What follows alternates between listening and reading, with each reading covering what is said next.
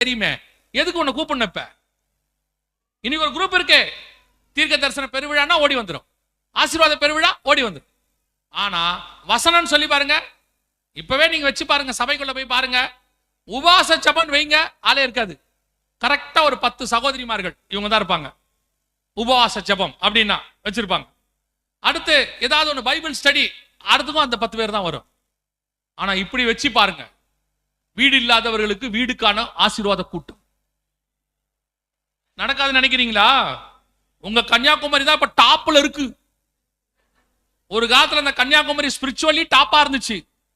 இப்ப நீங்க எல்லாம் வாகன பெருவிழா நடத்துறீங்க. வாகனம் இல்லாதவர்களுக்கு வாகனம் கிடைக்கும்படி கர்த்தர் ஆசீர்வதிப்பார். வாகன திருவிழா. ஏன் தான் கன்னியாகுமரி மாவட்டம் இவ்வளவு மோசமா போச்சோ தெரியல. நல்லா கவனிச்சுக்கொள்ளுங்க.